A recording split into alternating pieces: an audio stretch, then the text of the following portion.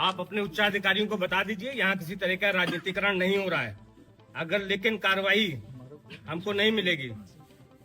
नहीं कार्रवाई आप हमें एक बात ध्यान से आप समझ लीजिए कि आप यहाँ परिचित नहीं है बहुत से लोगों से, ना हमसे परिचित है ना बहुत से लोगों से परिचित है, क्योंकि आप लोगों ने सिर्फ ऑफिस में बैठ करके नौकरी करी है। इसलिए आपके लिए मैं बता देना चाह रहा हूँ कि इतिहास हमारा भी बहुत गंदा है। इतना पाप साफ हम लोग छवि के लोग नहीं है जितना आप समझ रहे हो। नहीं कार्रवाई पक्की होगी, इसमें कोई दो राय कल सुबह जितनी मांस की दुकान है वहाँ पर बुलडोजर चलाइए सबसे पहले।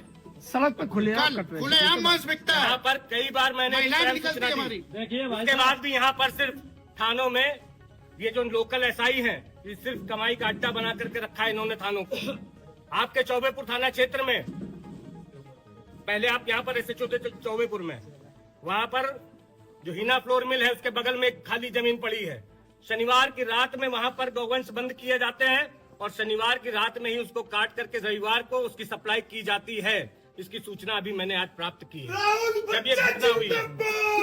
अब ये सर्च ऑपरेशन व्यापक स्तर पर चलना चाहिए और जितने भी बिल्लौर के अंदर यहाँ पर घटनाक्रम में जो संदिग्ध लोग हैं उनके ऊपर वही बर्ताव होना चाहिए जो एक 302 के हत्यारे के साथ होता है। राहुल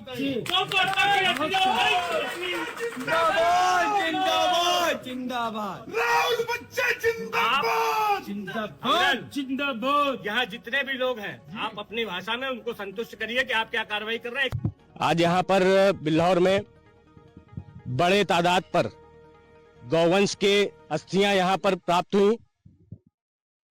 एक लंबी साजिश, एक लंबी योजना के तहत गौमांस का व्यापार किया जा रहा है और जिन लोगों ने इस व्यापार को लगातार जारी रखने का काम किया, जिनने इस घटना को अंजाम दिया और जो लोग इसके समर्थक हैं, चाहे वो जनता के बीच में हो और चाहे शासन और प्रशासन के बीच में, उन सभी पर कार्रवाई सुनिश्चित करने की मांग को लेकर के यहाँ पर कार्यकर्ताओं ने आज थाने को घेरा है।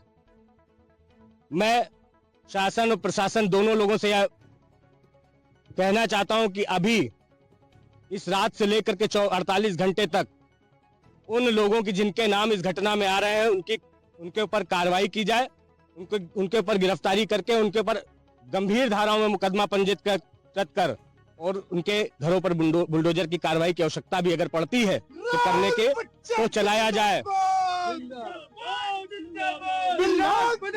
आराम से, आवश्यकता पड़ती है तो कार्रवाई भी निश्चित रूप से की जाएगी।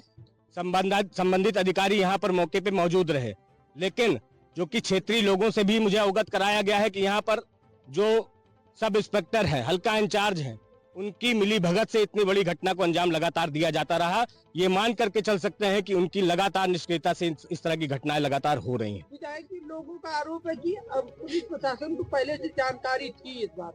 मैं भी इस बात से कहीं ना कहीं सरोकार रखता हूं कि पुलिस और प्रशासन में जहां भी ये जो हमारे महाराज जी योगी आदित्यनाथ जी उत्तर प्रदेश के मुख्यमंत्री हम सबके पालनहार हैं और हम सबके ये दिन रात काम करने वाले हिंदू समाज के लिए लगातार प्रेरणा का स्रोत बने हुए, उनकी मंशा के अनुरूप कार्य न करके उनकी मंशा के विपरीत काम करने का यहाँ पर जो कुचक्र रचा जा रहा है, सरकार को बदनाम करने के लगातार साजिशें जो हो रही हैं, उसमें इन लोगों का भी बहुत बड़ा हाथ है।